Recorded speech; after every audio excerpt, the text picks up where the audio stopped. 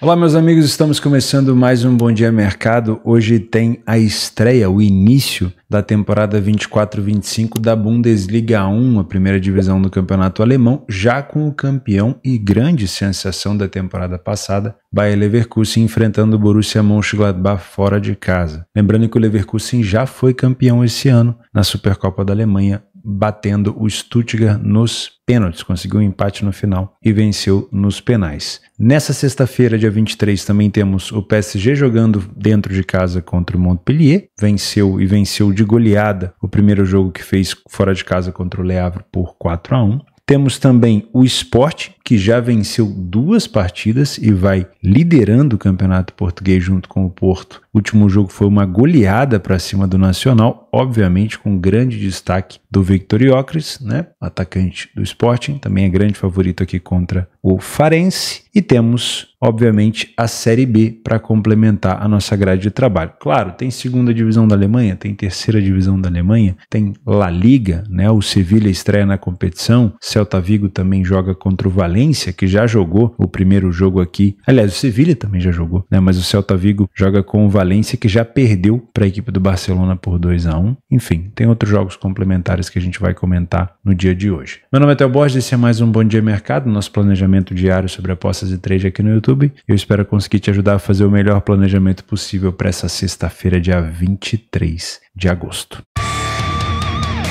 Começamos o nosso planejamento na segunda divisão da Alemanha, jogo do Hannover contra o Hamburgo, duas equipes que no ano passado se destacaram muito no início da competição, principalmente o Hannover dentro de casa, sendo uma equipe muito agressiva, que fazia e tomava muitos gols. Uma equipe também que gosta de buscar recuperação quando está atrás do placar, e o mercado aqui dando para a gente uma cotação parelha. Obviamente não estou aqui para influenciar você a seguir de cartilho o que eu falo, mas eu trabalho a segunda divisão da Alemanha há pelo menos 9 anos, tá? Eu comecei a trabalhar no final do meu segundo ano como um trader. E nos meus primeiros anos, quando eu entrei nessa competição de cabeça, querendo trabalhar o mercado de resultados, mercado de match odds, o resultado final no caso, né? De uma maneira convencional, eu só tomei na cabeça, tá? Então, ao longo dos anos, né? A gente sabe que gato escaldado tem medo de água fria, eu fui mudando a minha abordagem nessa competição. Então, hoje eu trabalho mercado de gols e, obviamente, trabalho recuperação de resultados, situações de alavancagem, tá? Tem dado muito certo ao longo desses anos. Você quer trabalhar, não vou ouvir o Theo, quero trabalhar mercado de match odds, mercado de resultados, no trade, tem problema, né? Talvez daqui para frente funcione para você, talvez você tenha uma metodologia diferente da minha. Agora, é uma competição muito comum do time que está abaixo na tabela vencer o líder, vencer o segundo colocado, do time que está pior em marcar o gol, o time que está melhor sofrer gol, e isso vai mexendo com o teu emocional, tá bom? Então, para mim, é um jogo para a gente pensar no mercado de gols, não duvido de um ambas marcam e também não duvido de uma situação de 2,5 gols. Nos últimos jogos entre eles, 4-3 para o Hannover, 1-0 para o Hamburgo, 6-1 para o Hamburgo, 2-1, 2-1, 3-3, 1-0, enfim. São jogos bem pegados e, claro, são adversários diretos se você for pensar em folha salarial, se você for pensar em peso de camisa, equipes que podem brigar ali em cima, são adversários diretos, né? O Hamburgo começou com uma vitória e um empate, Hannover também com uma vitória e um empate. Karlsruhe e Elversberg, grande destaque do ano passado, subiu como campeão da terceira divisão no ano passado, né? E fez uma boa campanha, inclusive estreou no campeonato contra a equipe do Hannover, se não me falha a memória, ou fez um grandíssimo jogo contra o Hannover 2-2, que ficou na minha cabeça. É uma equipe que sabe se adaptar ao jogo, sabe sair jogando em situação de pressão e, caso precise, também sabe contra-atacar, tá bom? Só que o Karlsruhe em casa realmente é uma equipe muito forte, pelo menos nos últimos anos. E também é uma equipe que, quando está na frente do placar, gosta de contra-atacar. O Karlsruhe é uma equipe que vem investindo, vem aumentando seu estádio, né? Quem acompanha a segunda divisão da Alemanha consegue perceber na hora da transmissão que eles estão ampliando o estádio, fazendo obra enquanto o jogo está rolando. Então é uma equipe que tem crescido ao longo dos anos. Já está aí na segunda divisão um tempinho, tá? Então é favorito? Concordo com esse favoritismo, mas é um time do Elversberg que pode complicar a vida do Karlsruhe, tá? Mas também é um jogo para mim pro mercado de gols. Indo para a primeira divisão, se você quiser, dica, tá? Se você quiser trabalhar a terceira divisão da Alemanha, é extremamente parecido com a segunda. O grande problema é a liquidez, tá? O Erzin Bijawi contra o Dinamo Dresden. Bom jogo, tá? Inclusive o Dresden passou da primeira fase da DFB Pokal vencendo o Fortuna Düsseldorf, que é um time de segunda divisão. Então, o Dresden, que já foi de primeira, que já foi de segunda, hoje tá na terceira, tem uma torcida completamente apaixonada. E para assistir a terceira divisão da Alemanha, se não tiver na stream que você utiliza, né? Talvez você pague alguma stream, você pode pesquisar talvez no canal da DFB no YouTube. É o canal da Federação Alemã, de vez em quando eles passam. Tá? Um pouquinho de delay, claro. Na primeira divisão, estreia do Leverkusen contra o Borussia Mönchengladbach. O Leverkusen já foi campeão esse ano, já comentei sobre isso, né? Contra o Stuttgart, estava com um homem a menos, mesmo assim se recusa a perder o time do Xabi Alonso e venceu o Stuttgart nos penais. No ano passado, o Borussia Mönchengladbach teve um péssimo desempenho dentro de casa, né? Uma equipe que eu gosto muito. Para quem não se lembra, a trinca, na verdade o duo, né? A dupla de ataque era o Plea e o Thuram. O Thuram que hoje joga na Inter de Milão e era, na minha opinião, um dos melhores ataques da Bundesliga em temporadas recentes. Aí, obviamente, né, o dinheiro veio, o Thuram foi embora, o Plea já foi ficando um pouco mais envelhecido e é um Borussia Mönchengladbach que caiu muito de rendimento. O principal fator foi dentro de casa. Na temporada retrasada, o Gladbach venceu 10 das 17 partidas que fez em casa. Na temporada passada, eu estava dando uma olhada hoje cedo, ele venceu apenas 5 de 17 partidas em casa. Isso é muito pouco, né? Das últimas vezes que o Leverkusen esteve na casa do Gladbach, ele venceu por 3-0 e depois por 3-2. Então, nos últimos 5 jogos, aliás, posso acrescentar mais aqui, ó. Posso acrescentar muito mais. Desde 2019, então nos últimos 1, 2, 3, 4, 5, 6, 7, 8, 9 jogos, o Leverkusen não perde para o time do Borussia Mönchengladbach. Isso é garantia de aposta? Claro que não. Até porque a competição está começando agora. Mas pode ter certeza que o Leverkusen vem motivado, que o Leverkusen vem com aqueles problemas de lesões, já a maioria deles já solucionados, né? Principalmente o Boniface, né? Que foi lesão e ficou lesionado praticamente do meio da temporada para frente. E aí o Leverkusen contou novamente com o Patrick Schick, que é um grande atacante também, na minha opinião,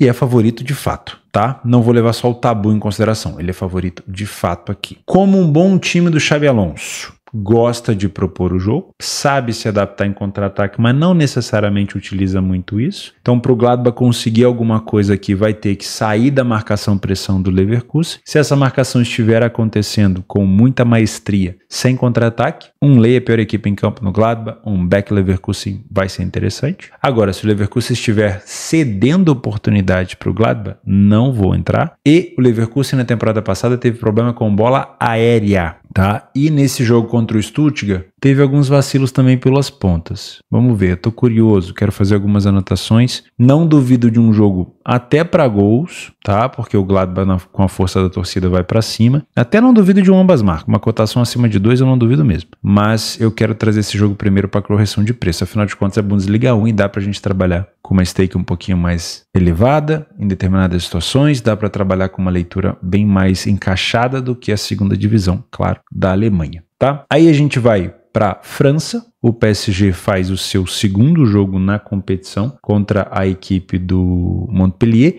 O primeiro jogo, deixa eu ver se eu consigo colocar aqui no BDM, eu acho que eu consigo sim. Aqui, ó. O primeiro jogo, para quem tá perguntando qual site que é esse, é o SofaScore, não tem erro nenhum. Mas é aqui, ó. Eu acho que eu adicionei aqui, desse jeito. O primeiro jogo foi de domínio completo do PSG contra o Le Havre, mas ele não começou com os, não vou dizer assim com os titulares, ele começou com metade dos jogadores e aí começou a entrar no segundo tempo os principais, né? Então entrou o Marquinhos, o Dembélé, o João Neves, que foi a grande contratação, o Barcola, e aí o Colomoni também entrou no meio do primeiro tempo por conta da lesão do Gonçalo Ramos, que vai ficar fora acho que 3 meses, se eu não estou enganado. Então, o time do PSG, com os melhores em campo, passou fácil o carro, né? Marcou o primeiro gol lá no comecinho e depois concretizou ali a vitória nos minutos finais, depois que essa galera entrou, tá? Muito provavelmente nesse jogo em casa, o time do PSG já deve levar essa galera para campo desde o início. Barcola, João Neves, Colomoni. Então, é bem provável que essa cotação de 1,30 do PSG ela encaixe, tá? Quando eu digo encaixar, para você que é um trader, ela vai te dar oportunidade para estabilização, para você estar a favor do PSG, por isso aqui eu já marquei a favor do favorito, mas também vai te dar oportunidade, caso o PSG não consiga marcar o seu gol no primeiro tempo, você pegar talvez uma cotação do PSG mais alta, ou se você estiver vendo um massacre desde o primeiro minuto, um handicap asiático do PSG, talvez o menos 1,25, quiçá o 2,25, para você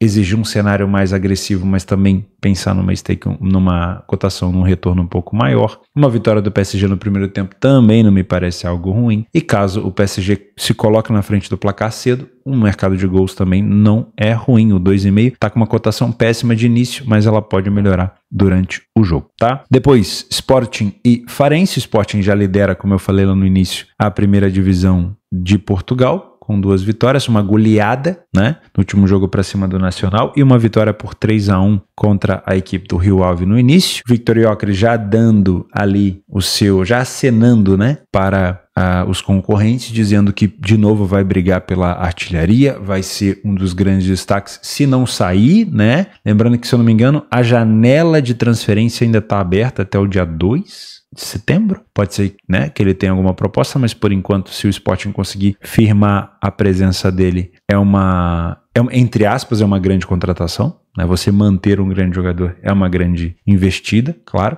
Enfrenta o Farense, que já teve 2 derrotas em 2 jogos. Para mim, essa cotação de 1,18 no trade, ela não assusta, ela pode ser excelente. O Sport, eu trabalhei várias vezes na temporada passada esse back favorito. Geralmente é um time que entrega esse tipo de resultado, então não tenho nenhum receio. Porém, você precisa entender se o Sporting está sendo de fato muito agressivo no início ou não, tá? Essa cotação, ela exige um amasso. Olha só, se você pegar o jogo contra o Nacional, onde também foi um jogo fora de casa com uma cotação baixa, o Sport ele não começou tão bem, depois ele entrou no jogo. Quando ele entrou no jogo, esse domínio aqui permitiu um gol do Sport, onde o time jogava praticamente sozinho. Depois, o Nacional melhorou, empatou, e aí o Sporting dominou o segundo tempo. É disso daqui que a gente precisa, tá? O primeiro jogo contra o Rio Ave, ó, não começou tão bem de novo, aí encaixou, já fez gol. Aqui foi um problema, né? Porque ele melhorou, já marcou o gol. De preferência que ele tenha uma indicação de melhora, que ele de fato mostre algumas situações claras de superioridade para depois a gente entrar no mercado, tá? Não duvido, de novo, como é um time que está tendo fome de gol, que a gente tenha um jogo para 2,5, quiçá até 3,5 por aqui, dependendo da exposição da equipe do Farense, quando e se estiver perdendo o jogo, tá? Vamos fechar com o Operário e Ponte Preta e depois a gente fala sobre os jogos complementares, indicando outros jogos aqui interessantes na tarde. Eu não tenho cotação ainda de Ponte Preta Operário, já cacei em outros lugares. Tô gravando esse vídeo ainda na terça-feira para adiantar também, para ficar uma coisa mais